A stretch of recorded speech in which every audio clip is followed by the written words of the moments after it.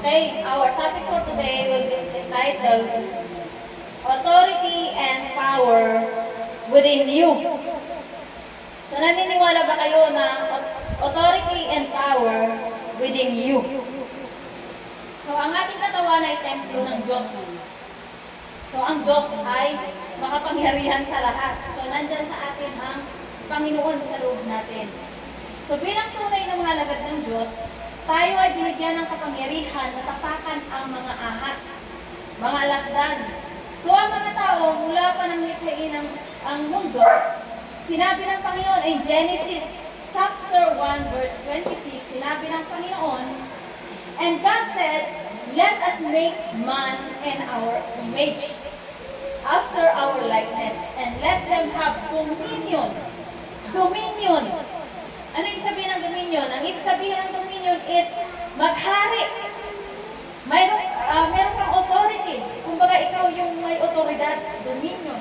Dominion over the fish of the sea, and over the fowl of the air, and over the cattle, and over all the earth, and over every creeping things that creepeth upon the earth. So meron tayong dominion, meron tayong kapamahalaan. Binigyan tayo ng Panginoon ng kapamahalaan sa mga hayop. Okay? So kaya kahit sa matatapang na mga hayop, mga leon, lahat sila ay under ng tao. So under ng tao yung mga leon, kahit yung mga matatapang, mapating na yan, diba? Under ng tao yan. Under ng tao yan noon. Susunod sila sa tao at hindi yung tao ang susunod sa kanila. Kasi in the beginning, God made everything perfect. Okay? So ang tao noon, siya ang nasusunod sa mga hayop. Siya ang otoridad. Siya ang Panginoon. Kaso naman, nung dumating na ang manunokso, nung natukso na si Eva at Adan, nagkaroon ng divine exchange. Yun na nga yung sinasabi ko, nasira ito. Nagpapasakop talaga ang bawat isa ayon sa perfectong disenyo ng Panginoon. Ngunit nasira lang ang perfectong pagkakalikha ng Diyos na ito nang pumasok na ang kasalanan. Dahil kay Eva at Adan, kung dati nasasakop tayo ng Diyos, ngayon ay nagkaroon ng divine exchange. Si Satanas na ang nakakasakop sa tao, mula nang palayasin ng Diyos ang tao sa harap niya, kasama ang ahas. So, kaya ngayon, baliktad na. Pansinin natin, baliktad na. Yung mga aso ngayon at saka mga pusa, kadalasan, sila na yung amo. Pansinin ninyo ha. Yung may-ari, tuyo ang ulam niyan. Pero tingnan niyo ang ulam ng aso niyan, karne. Diba? Sila na yung aso, sila na yung amo ngayon. Okay? Sila na yung mga nasusunod. Yung aso, kumpleto yan ng vitamins. Pero wag ka, yung may-ari, tipid na tipid yan, hindi makabili ng vitamins niya kay mahal. Pero ang aso at ang pusa, kumpleto yan ng vitamins. Ayan, sila na talaga yung amo ngayon. Sila na yung nasusunod. So, after na magkasala ang tao, nawala na ang tao ng authority sa kanila, lalo na sa mga bagay sa hayop, maliban na lang kung ang isang tao ay kinakasihan ng Diyos, tapat na lingkod ng Diyos, at mapapasok niya kahit ang mga mababangis na leon. Di ba nung unang panahon na papasok ko ng mga tao ang mababangis na leon, pero nung ito na nga, ngayon, tingnan ko lang kung makasalubong ka ng leon kung hindi ka lapain. Lalapain ka ng leon, hindi ka niya igagalang. Bakit? Kasi wala na yung authority mo. Nawala yung authority na yun. Nawala yung otoridad na yun. Na meron tayo dati. Meron ang tao dati. Hindi ka igagalang yan. Kahit yung mga pating lalapain ka niyan. Kakainin ka niyan. Wala pati alam niyan. Pero noon, kung si Eva at Adan hindi pa nagkakasala, ang lahat ng tao, ang lahat ng mga hayop ay under ng mga tao. Okay? So, sabi dito, dahil mula nung tubusin tayo ng Panginoong Yesus, diba, mula nung tubusin tayo ng Panginoong Yesus at nananampalataya sa Kanya, ay bumalik sa atin ang dating authority na mayroon ang tao. Na-restore tayo dahil sa kapangyarihan ng dugo ni Kristo. Okay? So, isang patunay, hindi lang pala isa, maraming patunay na bumabalik kapangyarihan ng Diyos sa tao, yung authority niya, kapag tayo ay tunay at ganap na mananampalataya ni Kristo. Yung kung tayo ay tunay at itong sumusunod sa Diyos, nagkakaroon tayo ng authority, kumbaga parang protektado tayo pagdating sa mga hayop. Kasi si Prophet Daniel, tinapos siya sa kulungan ng mga leon. Hindi siya kinain. Hindi siya kinain ng mga leon. Kahit gutom na gutom yung mga leon, nakalabas siya ng buhay. So, ibig sabihin nun kasi, na kapag katunay at ganap kang sumasampalataya sa Panginoon, bumabalik yung authority na yun. Bumabalik yung dating authority na nawala. Pero tayo ngayon, na nasalba dahil sa Panginoong Jesucristo, sa ating pananampalataya sa Kanya, tayo ay binigyan ng Panginoon ng authority. Ibinalik sa atin yung authority na yun. Sabi sa Lucas chapter 10 verse 19, I have given you authority to trample on snakes and scorpions and to overcome all the power of the enemy. Nothing will harm you. Wala daw na makakapanakit sa atin. Ayun, sabi sa Tagalog, narito ibinibigay ko sa inyo ang kapamahalaan upang tapakan ang mga ahas at lahat ng kapangyarihan ng kaaway. Kailanman ay hindi kayo masasaktan ng sinuman. Grabe yung kapangyarihan kapag tayo ay nananampalataya sa Panginoong Jesus. Kahit na tapakan mo yung mga ahas, mga alakdan, mga ano na yan, hindi ka maaano. Kapag tunay at totoo kang nananampalataya, nangangaral ng kanyang salita, sumusunod sa kanyang kalooban, kasama mo parati ang Diyos. So kaya nga, di ba, lagi ko sinasabi sa inyo, mag-share kayo ng word ni Lord. Kasi habang sinishare mo ang word ni Lord, nandyan siya. Kasi siya mismo yung salita na isinishare mo. So nakakasunod ba? Yung salita na ating isinishare sa ating kapitbahay, sa ating mga nakakasalamuha, si Kristo yun. So kapag ka araw-araw kang ginagawa, araw-araw sa lahat ng oras ng buhay mo, parati kang nagme-meditate ng salita ng Diyos, nandyan siya mismo, ang kapangyarihan niya ay sakop ka. So yung kapangyarihan na authority and power, makakapenetrate sa'yo, makakapag-work sa'yo. So kaya nga kahit minsan may aksidente na mangyayari, hindi yung mangyayari. Kasi naingatan ka. Kasama mo kasi ang Panginoon. Kaya lagi kasi sabi sa inyo, mag-share kayo ng word ni Lord. Kasi habang minimeditate nyo, habang sinasabi nyo, salita kayo ng salita ng word ni Lord, kasama nyo ang Panginoon. Kasama nyo siya. Kasi si Kristo mismo, yung salita ng Diyos. Okay?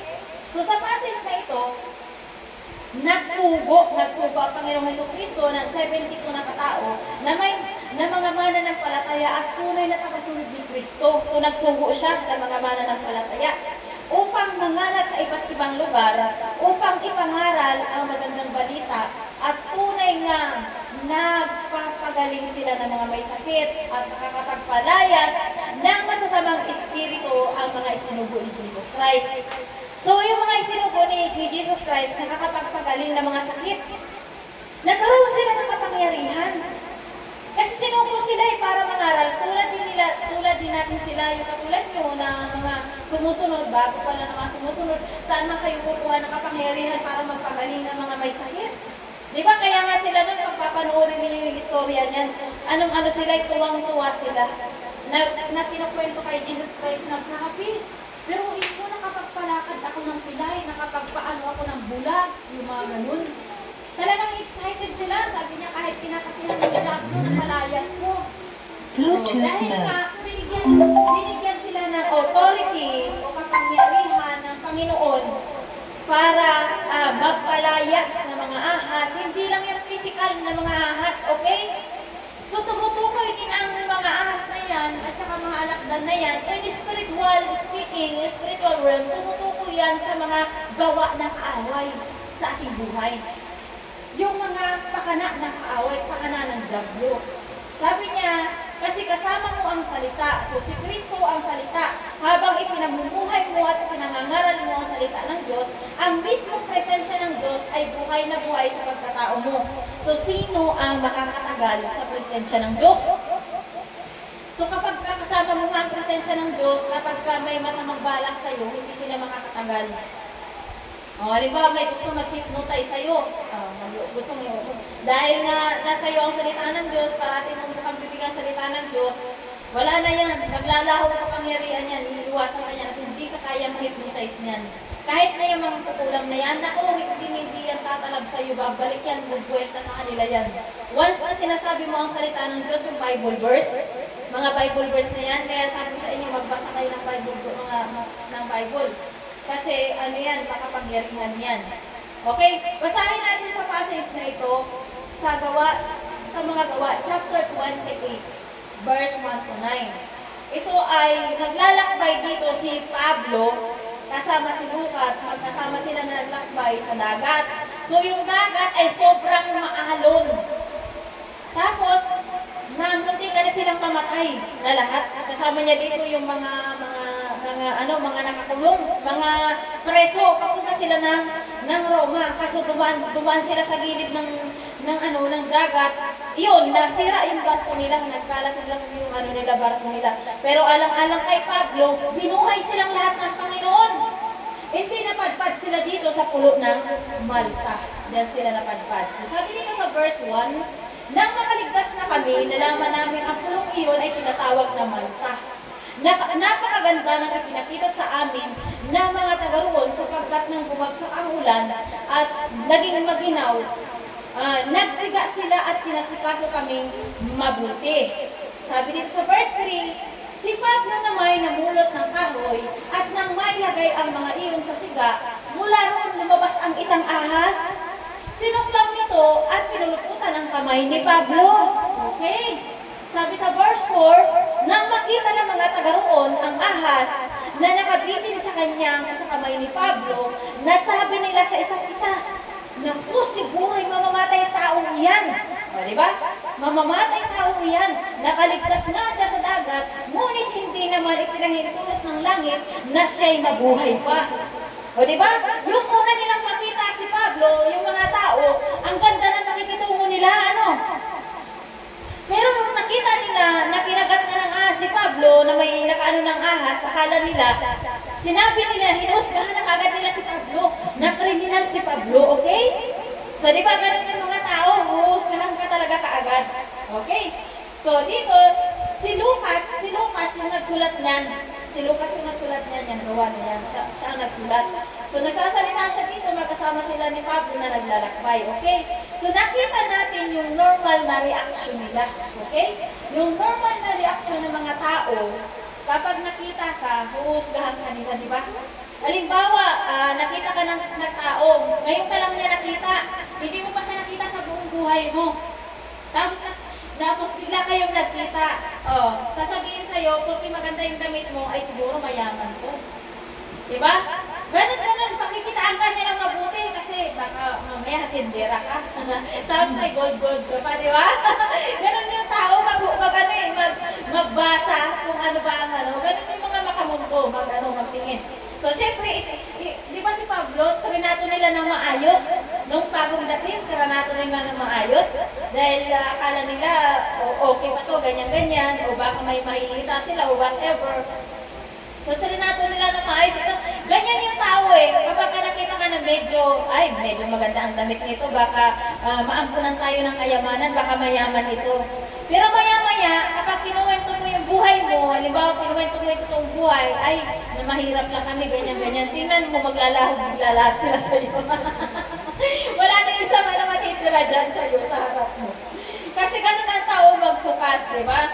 Sabi dito, parang biglang naging walang halaga sa kanila. Di ba? Parang biglang naging walang halaga sa kanila si Pablo. Nung makita nila na kinagat ng ahas, di ba? Kinagat ng ahas, akala nila, sabi, ay, mamamatay tao yan.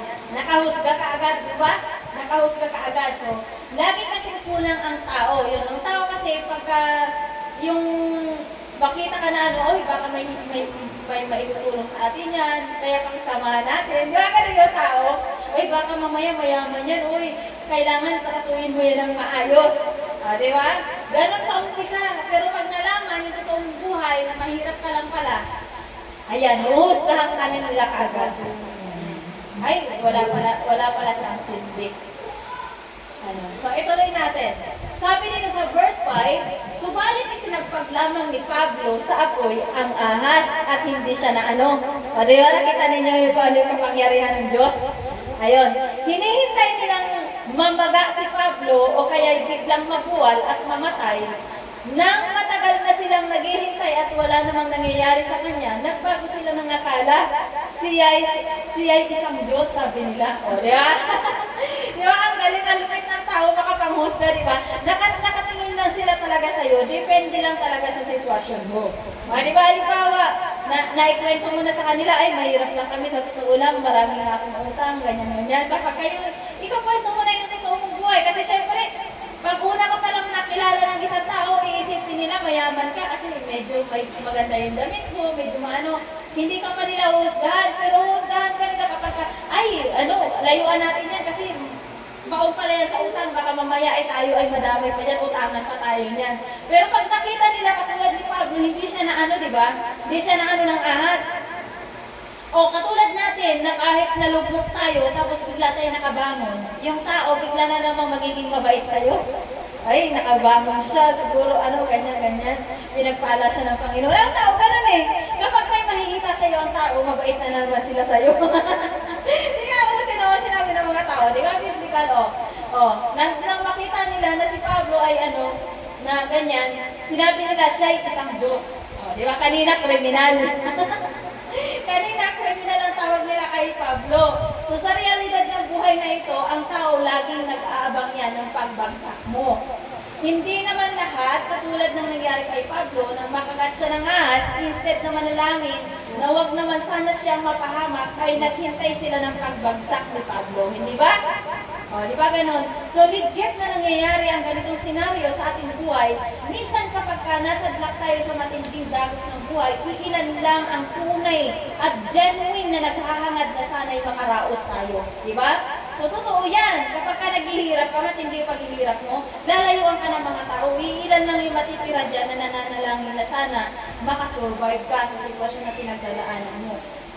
Di ba? Kaya may ilan lang na talagang nagdadasal na huwag kang bumigay sa pagsubok na pinagdadaanan mo.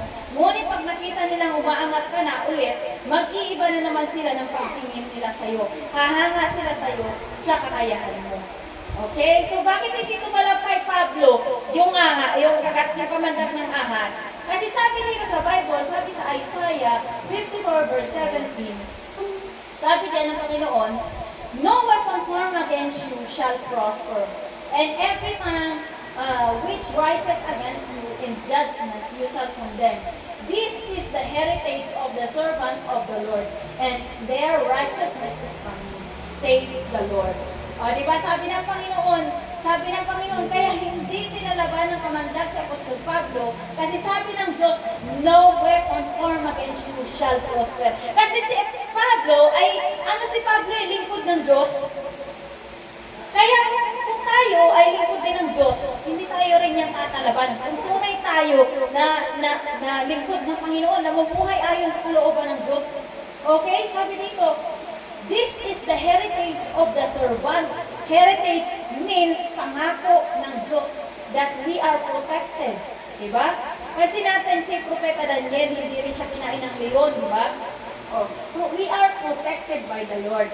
Kaya kung ano man ang pinakaharap nating kamandag ngayon, when we continue in serving the Lord, continue to worship Him, there is no weapon formed against us shall prosper. So, sino ang tatayo laban sa harap ng Diyos? So, walang makakatayo laban sa presensya ng Diyos. Okay? Kasi kapag kadala-dala mo ang presensya ng Diyos, hindi talaga makakalaban sa atin. Kasi sabi sa Bible, sabi dito, sa Romans 8, verse 31, what then shall we say in response to these things? If God is for us, who can be against us? Diba? Kahit gaano pakatapang niyang leon na yan, yung aso na yan, diba? Minsan, napadaan ka sa isang kalye, ang daming aso. Takot ka na, nanginginig ka na, so natatakbo ka na, kung saan-saan ka na. Pero dapat pala ipagdasal mo lang yan. I-claim mo yung authority mo na dapat sila ay manahimik. Kasi ikaw ay anak ng Diyos. Sasabihin mo na yung mga Bible verse na if God is for me, who can be against me? In Jesus' name. So, i-claim mo yun, i-claim mo yung karapatan mo na yun. sasabihin mo yung salita ng Diyos. No weapon formed against me shall prosper. Diba? Halimbawa, may kinakaharap ka mga problema, may sakit ka, may karamdaman ka, or may mga nag-aabang sa'yo ng mga tao na masasama ang loob, sasabihin mo yung salita ng Diyos, no weapon formed against me shall prosper. Ganyan. O kaya sasabihin mo, when God is for me, who can be against me? So, napakahalaga na mayroon tayong Bible verse na pinanghahawakan kasi makapangyarihan yan. Pag sinabi mo yan, tatalsik ang kaaway niya. O isa nga lang ko sa inyo, patuturo ko sa inyo. Yung bago pa lang ako tulad ninyo, nagtatrabaho ako noon sa Mitsuba. Bago pa lang ako noon, bagong Kristiyano pa lang. So, nagtatrabaho ko dyan sa Mitsuba. Ngayon, na-assign ako ng panggabi. Diyan pala sa Mitsuba, sobrang dami pala dyan ng bad spirit. Lalo pala sa gabi. Kaya pala wala dyan magpapanggabi. Tapos, nagkataon naman, nagkaroon ng rush. Kailangan. So, line 5 lang ang kailangan na magpanggabi. Sa sobrang malaki ng Mitsuba na yan, grabe pala ang tindi pala ng bad spirit dyan. O di, nag-uumpisa pa lang kami, hala, lahat na ng mga line, yung mga line, nagbubukasan yung mga ilaw na wala namang nagbubukas. Tapos yung mga makina nila umaanda. Hindi nagkabaraburuan na kami, kanya-kanya kaming patayan, pinapatay na namin. Tapos sabi niya, mayroong tapos sunod-sunod may natawag sa telepono. Tapos pag sinasagot naman ng line leader namin, sabi niya, gumagano'n lang. Kaya sa Mitsuba, ewan ko basta sa Mitsuba. One dito sa'yo? Sa dulo. Sa dulo. Ayun. Sabi ko, ano nang nangyayari? So, nag-iiyakan na yung mga kasama ko. Tapos ako naman, parang kalma lang ako kasi sabi ko ni Lord, hindi kami dapat matakot sa mga ganyan kasi anak kami ng Diyos. So, hindi ako natatakot. Nag-iyakan na sila doon. Maya-maya naman, yung makina ko naman ang pinakaialaman.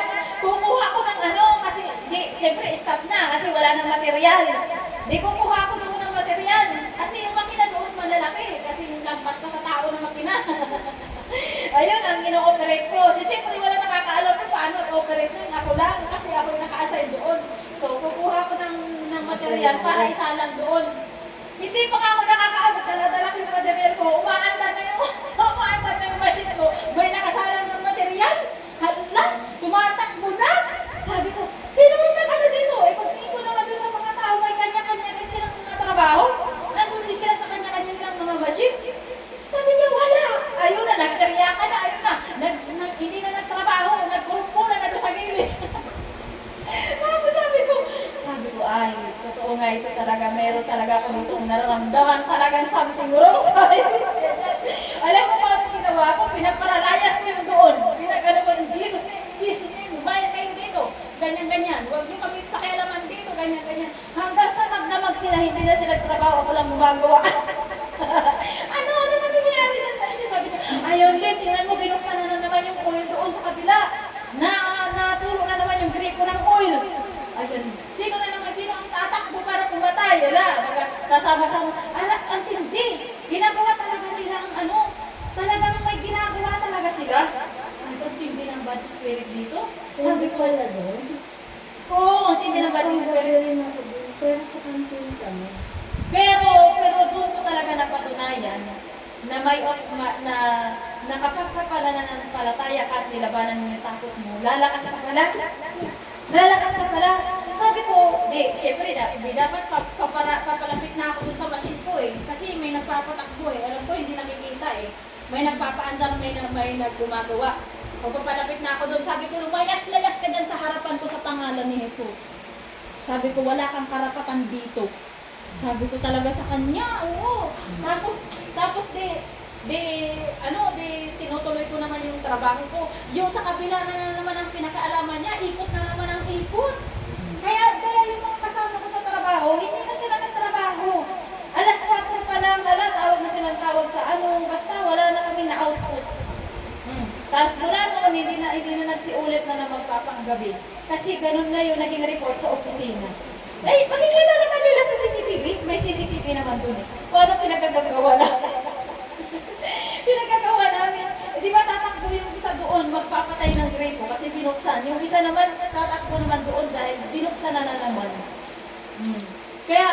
grabe na sa suba. So, pero natutuwa ako kasi mula noon, na-experience ko na dapat hindi pala tayo matatakot sa mga yan. Kasi mga ano yan, mga alikuris lang yan. Tatapakan mo lang pala dapat sila. Okay? So, tandaan niyo yan. Pagka may mga sinasabi, oh, may white lady dyan, may multo dyan, wag na wag kayong matatakot. Harapin niyo yan kasi takot na takot daw yan sa pangalan ng Jesus. Kapag ka ikaw namumuhay ayon sa kalooban ng Diyos, tapos punong-puno ang puso mo, ang isip mo ng Bible verse, hindi daw yan makakapanakit sa'yo. Kahit yung mga magugulang, pwede mo daw yan pagsapampalit kasi hindi ka daw tatalaban ng pagbukulam dyan. Hindi ka daw niya tatalaban. Oh. Tapos, ganito yun, may kaibigan rin ako na sumama doon sa nagpapahula. Yung kaibigan ko na yung Kristiyano yun, sasamahan niya lang yung kasamahan niya sa bahay na katoliko pa, magpapahula siya, hindi siya naniniwala sa yung kagaya sa Bible, hindi siya. Kung sinasamahan niya lang, kasi nga syempre nakikisama siya kaya sumama siya. Ngayon, nagpupumilit daw yung manghuhula, natitingnan din daw siya. Sabi niya, ayaw ko nga ganyan, hindi ako naniniwala. Tapos, sabi, sige na, lang natin. Wala daw siya makita. Sabi niya, ba't ganun blanco ka? Blanco ka kasi covered tayo nga. Covered tayo by the blood of Jesus, surrounded tayo by His divine protection. Lahat ng mga mahal natin sa buhay, yung mga witchcraft na yan, mga kulang-kulang yan, hindi yan kanyang makikita, hindi kanyang tatalaban. Oo. Kasi lalo ngayon, minsan may nahupuso ng mga, uy, magtakbuhan na kasi may white lady. Nako harapin mo yan at sipain mo. Tatakas yan. Mas maigit pa nga yung mga demonyo na yan. Kasi pagka sinabi mo in Jesus name, lalayas yan Kaysa sa loob sa tao na masamang loob na yung, ang tikas ng mukha niya, guys, sabi in Jesus name. Ang hirap paalisin. Okay? So, mas madali pa silang palayasin kaysa dun sa tao na, pinanahanan ng bad spirit. Mahirap silang pabaguhin. So, ang pinakang the best na magagawa natin sa kanila, katulad ng mga naglalasing, mga nagsusugal, mga asawa na hindi namumuhay ayon sa kalooban ng Panginoon, pinananahanan nyo ng bad spirit Pero mahirap silang paalisin, mahirap silang pabaguhin. Kasi nga, nandun na sa loob nila yun. Nakaprogram na sa utak nila, no? So, ang pinakang gagawin na talaga dyan, puro prayer and pagmamahal. Prayer, pagmamahal. Yan ang makakapagpalayas ng pusa unti-unti doon sa nagmamanipulate sa kanila na bad spirit.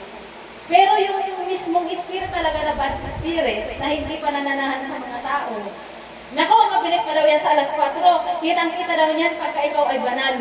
Malayo ka pa, nagtatalsik ka na yan sila. Hindi ka pa nga nakakaabot Halimbawa, papasok ka sa isang kongregasyon, papasok ka.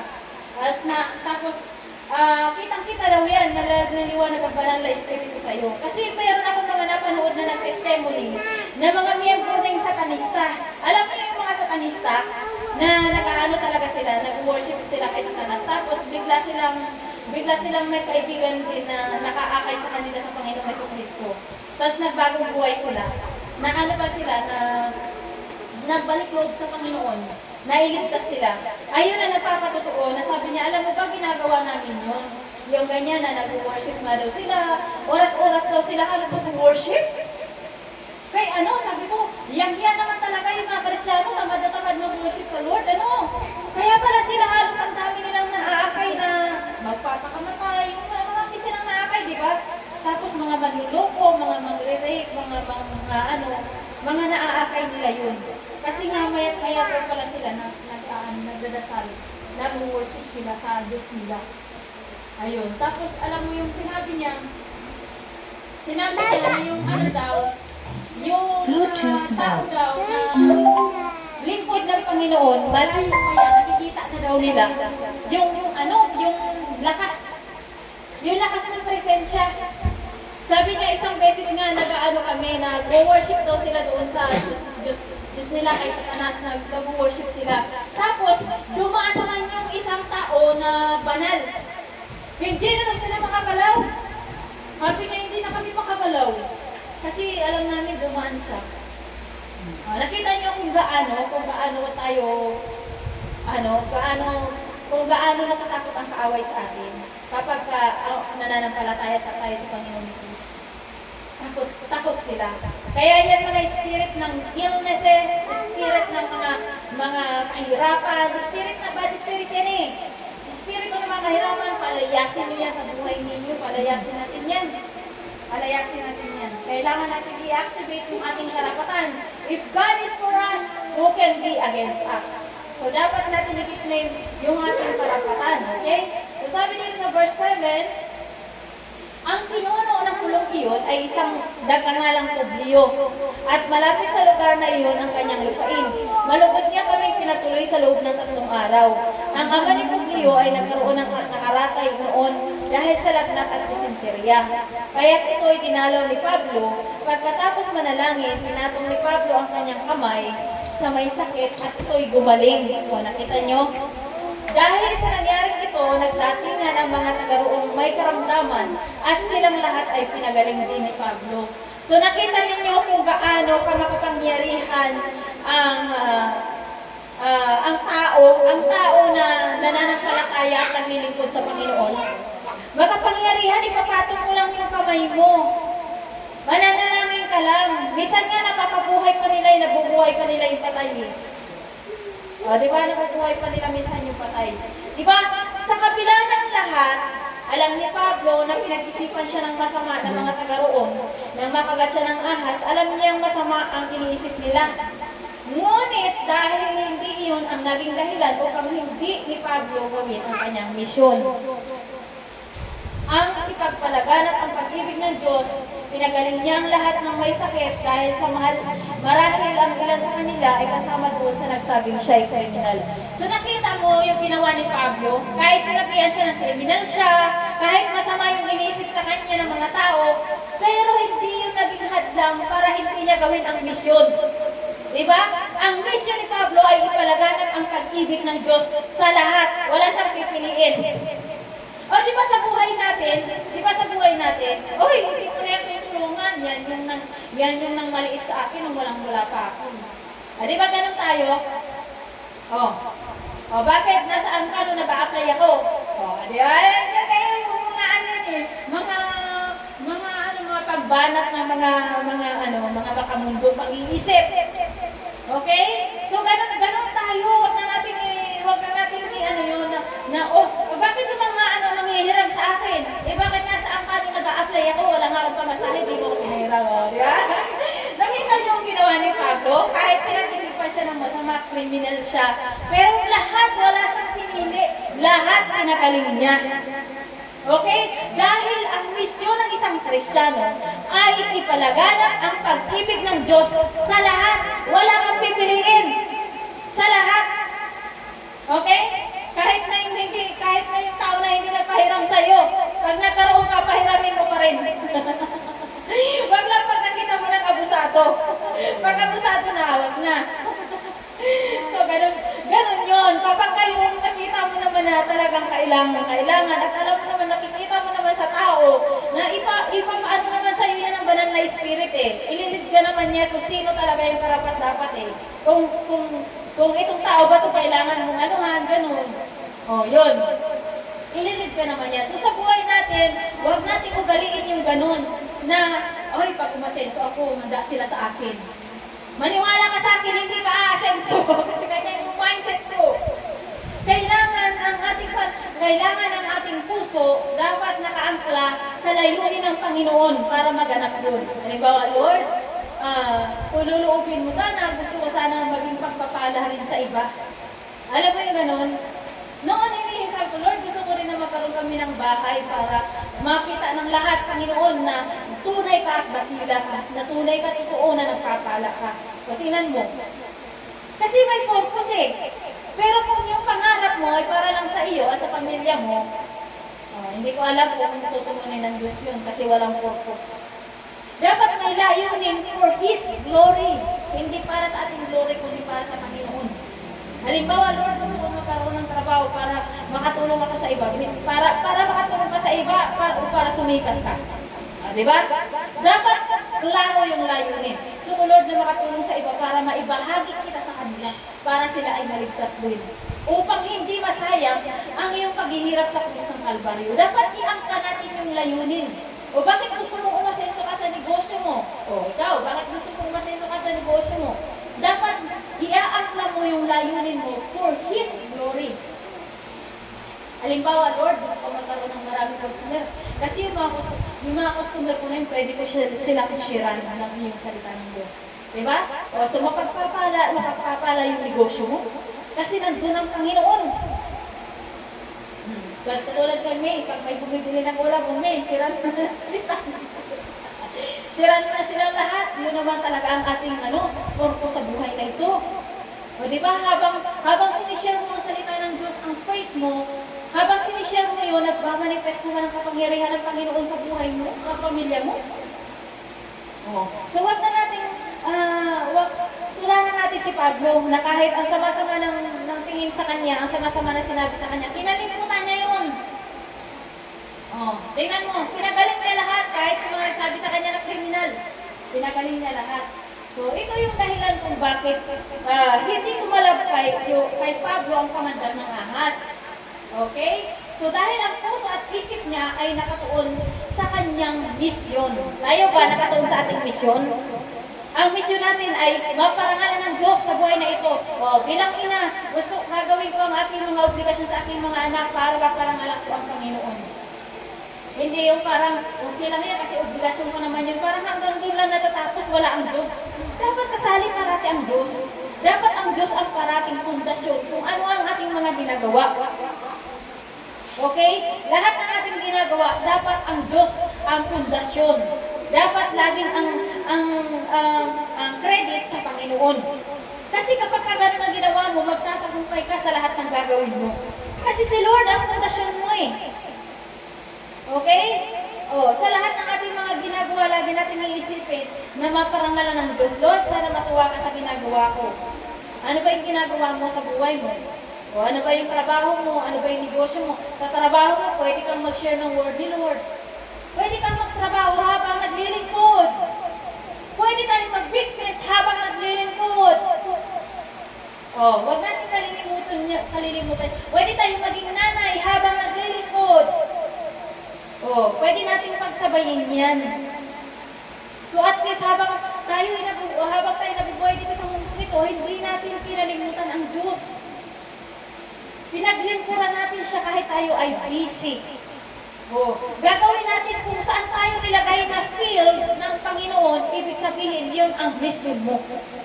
Halimbawa, yan, si Jing, saan ka ba nagtrabaho, Jing? O, mission niya yun. Kung sino mga katrabaho niya doon, mission niya yun. Okay? So kung mananahimik lang si Jing at hindi niya ipapahayag ang kanyang faith, walang saysay yung mission niya, hindi niya ginagawa yung kanyang mission. Hindi siya mamumunga pagka ganun. Eh, ang hinahanap naman ng Panginoon ay bunga. Okay? Ang hinahanap ng Panginoon ay bunga. Kung naaalala ninyo, yung puno ng igos, isinumpa niya kasi walang bunga. O, sabi ng mga alagad, bakit mo isinumpa ang puno ng igos sa Panginoon? O, kasi yun ang humaling tulad sa kanyang pagkahari. Na siya ang hinahanap niya ay ang bunga. Okay? Yung naligtas tayo, tapos pinabayaan naman natin yung iba na mapahamak. Hindi tayo nag-share, hindi tayo nag-abot ng kapwa. O, naging makasarili tayo. Hindi useless din. Kasi doon papasok yung salitang, hindi lahat na tumatawag sa aking Panginoon ay papasok. Bagkus, yaon lamang sumunod, yaon lamang tumupad sa kalooban ng Panginoon. Okay? Praise the Lord! Hallelujah! Talaga naman, dadalo yung mga biyaya dito Purihin ang Panginoon. Hallelujah! Okay, sumunod. Ayon sa Gawa 19, verse 11 to 12, sabi rito, gumagawa roon ang Diyos na mga pagpipirang kumala sa pamamagitan ni Pablo, kahit panyo o damit na kanyang ginamit ay dinadala sa mga may sakit. Gumagaling naman ang mga ito at lumalayas ang masasamang espiritong nagpapahirap sa kanila. Grabe. O, diba? Paano makakapanaig ang kamandag? Palaging puspos si Pablo ng banal na espiritu. Panyag nga lang niya, tipunas na sa may sakit, gumagaling na. Okay? Hindi lang si Pablo ang ganyan, mga kapatid. Kahit tayong lahat dito ay pwede rin magkaroon ng ganyang kapangyarihan. Kung tayo ay parating puspos ng banal na espiritu. So ako nga, sa totoo lang yung may sakit ko ng mama ko, malapit na siyang maoperahan. Online lang yun, pinag-try ko siya. Online lang. Gumaling na mas-awa ng Panginoon. Kaya nga, alam mo kung bakit minsan ang tao, kulang lang talaga sa pananampalataya. Kung tutuusin, sinasabi ko nga sa inyo, kung tutuusin, hindi natin kailangan ng doktor physically kasi may nilagay na nga ang Panginoon sa atin na kusang nagpapagaling sa loob natin. Yun nga yung sinasabi ko sa inyo na nag-a-activate lang yun kapag tayo ay nagpa-fasting. Kasi yung enzyme na yun na nagpapagaling sa ating katawan, na kusang naghihil yung ating katawan, ay nagiging busy yun kapag kain tayo ng kain. Okay? So, lagi niyang inuuna na tunawin yung ating mga kinain. Pagkatapos niyang tunawin, i-distribute niya pa kung saan banda mga vitamina noon, i-distribute niya yun sa lahat ng mga part ng ating katawan. So, ang mangyayari noon, busy siya, tapos kakain ka na naman ulit, katatapos nga lang na mag-distribute, kakain ka na naman ulit. So, wala na siyang panahon para maglinis at mag-repair, kasi wala na siyang pagitan. So, doon pumapasok yung kapangyarihan, yung magandang benepisyo ng fasting. Kasi kapag wala na siyang matutunan na pagkain, magwawalis na yan ng mga masasamang sa katawan mo. So ilalabas mo na yung mga nandun sa loob mo na mga nag-create ng mga sakit. So ilalabas mo na yun kasi wala ka pang kinakain eh. So kapag naubos na yun, nailabas na niyo, tapos hindi ka pa rin kumakain, ano ang gagawin niya? Hindi kasi siya titigil na wala siyang ginagawa eh. May ginagawa siya parati. So ang gagawin niya is magre-repair ng mga sirang cells. Kaya doon pumapasok yung supernatural healing. Okay? Kasi puspos ka sa Panginoon. Ang kinakain mo ay salita ng Panginoon. Tapos hindi ka kumakain ng pagkain ng flesh. Kaya nakakapanaig yung natural na healing. Okay?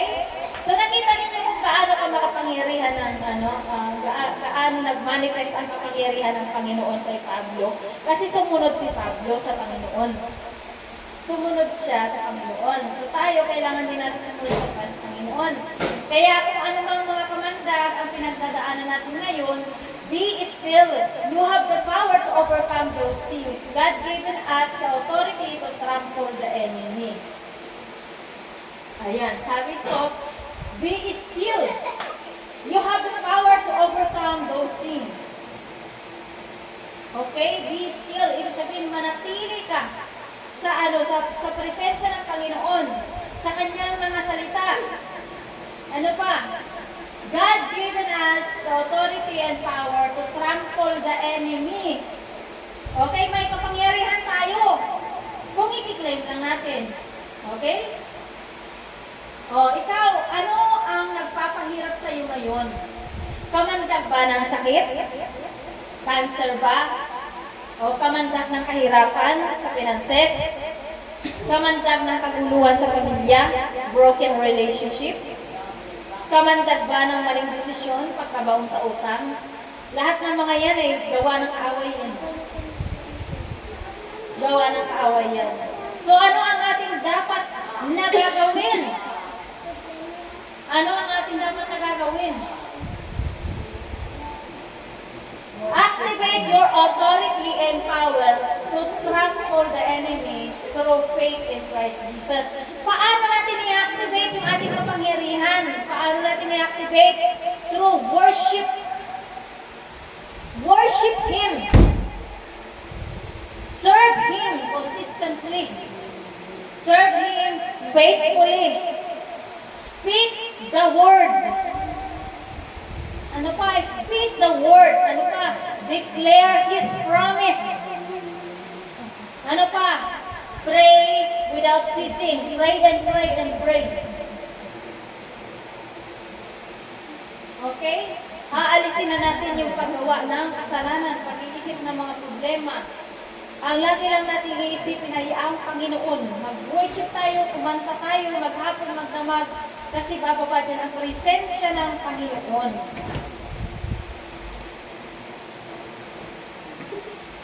Okay, tapos na ba ang lahat?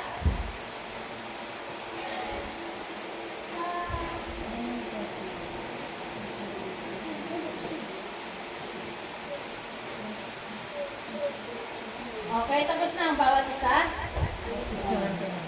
Okay, picturean mo muna. Picturean mo muna video.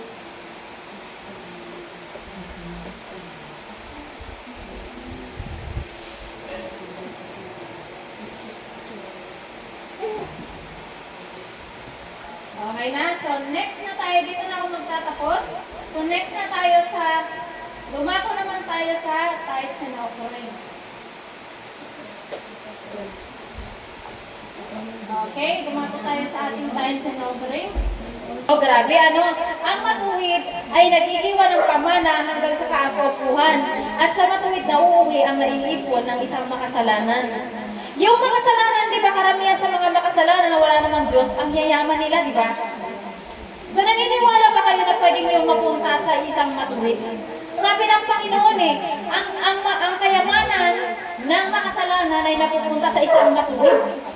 Ang tawag dyan is divine transfer. Divine transfer. Noong paalis na ang mga Israelita, dahil pinalaya na sila ng Paraon, nag-utos ang Diyos sa kanila na hindi nila ang kanilang mga ginto, pilak at iba pang kayamanan. Di ba yung mga Paraon, mga ano yun, mga masasama? Mga nang alipin ngayon sa mga Israelita, masasama ay sila eh. Hindi ano ang puso nila eh. Pero inutos ng Diyos na hingin daw ng mga Israelita yung mga kayamanan nila, yung mga alahas nila, mga ginto nila.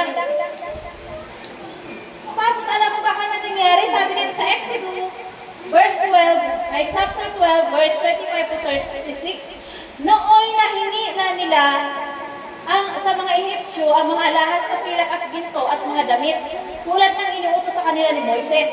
Ibinigay ng mga Ehipsyo ang anumang hingi ng mga Israelita sapagkat niluhod na ni Yahweh na sila'y igalang ng mga ito. Sa ganitong paraan, nasamsam nila ang kayamanan ng mga Ehipsyo. O di ba? Wala silang kahirap-hirap, ibinigay ng pusa. Parang yung nag-hypnotize ng ano. O di ba? Parang yung na-hypnotize sa baklaran. Sabi lang po, ano lang, kausap-kausap lang. Tapos ayun, na ano na nila. Nakuha na niya yung cellphone, nakuha na niya yung alas. O di ba? Pwede palang mapunta sa mga mahihirap yung kayamanan ng mayayaman. Dahil ito ay kalooban ng Panginoon. So may isa nga nag-testimony niyan. May isa nag-testimony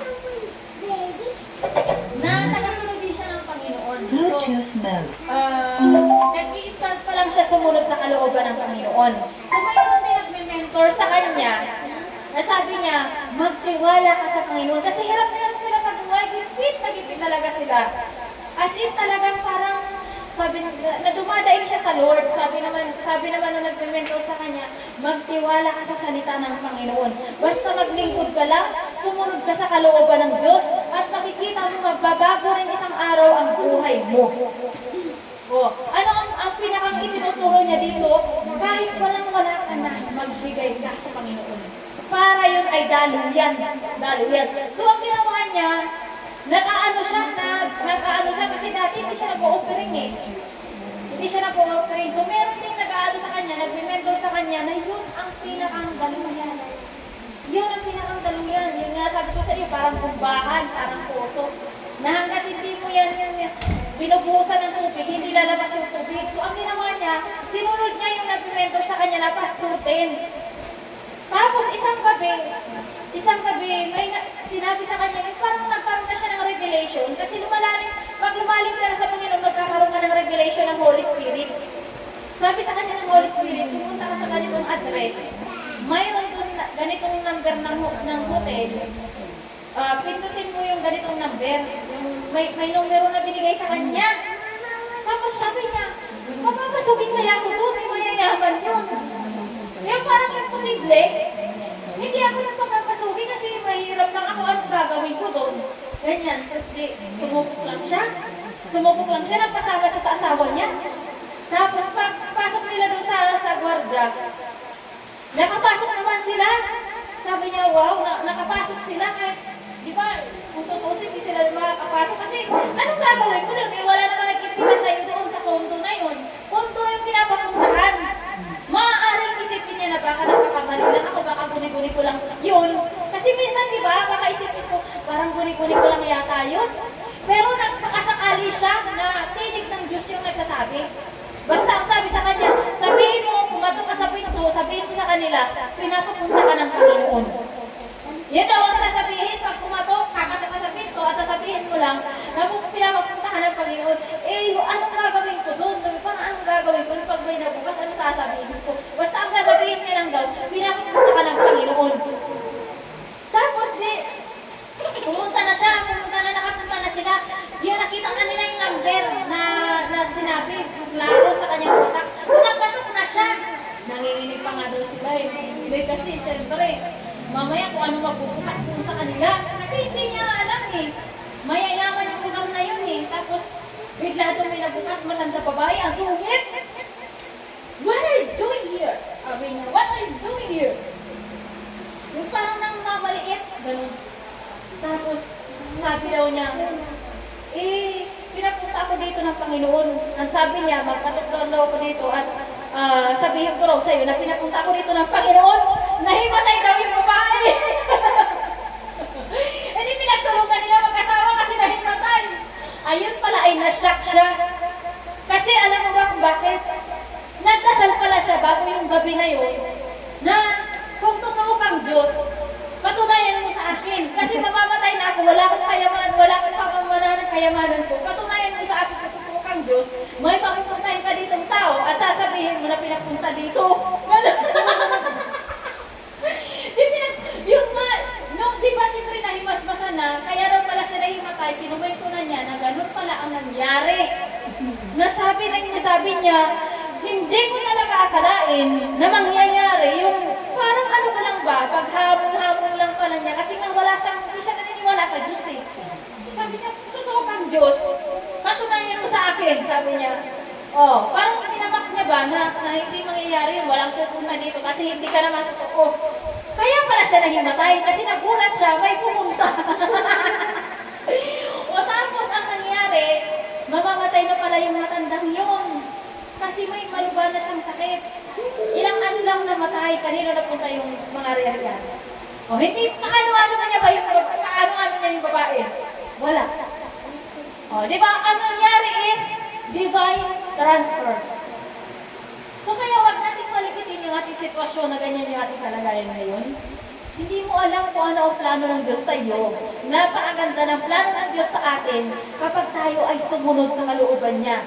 Kung naalala niyo, lagi niyong tatandaan yung ating pinatinalakay nung nakaraan na sabi ng Panginoon, obeying the Lord unlocks blessings. Disobeying God unlocks curse. So ano ang ating naasahan kapag di tayo sumunod sa Diyos? Curse. Kaya dapat sumunod tayo sa Diyos. Kasi may nakalaan siya sa ating pagpapala. Dahil tayo mga anak niya.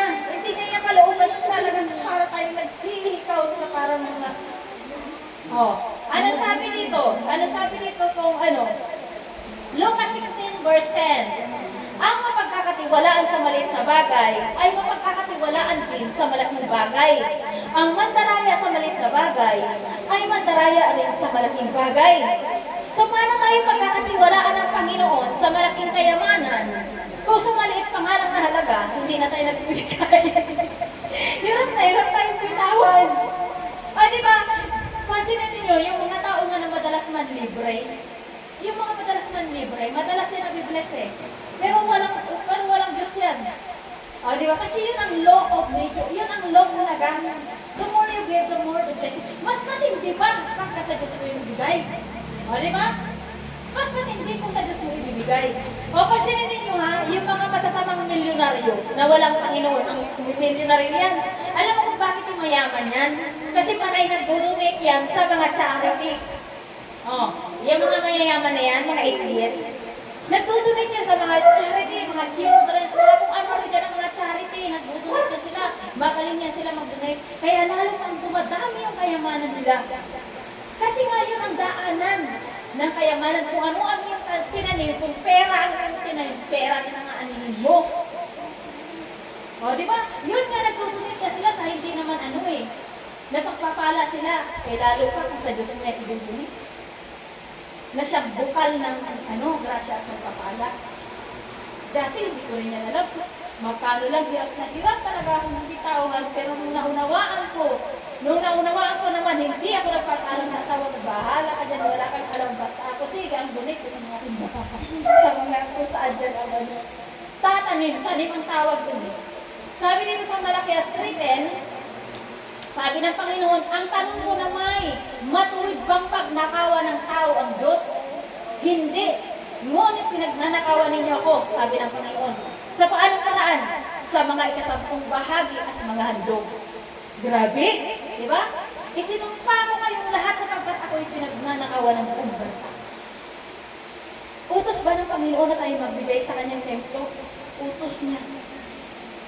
Ngayon, pagka minsan, di ba hirap na hirap tayo, pero para rin pala yung sa akin.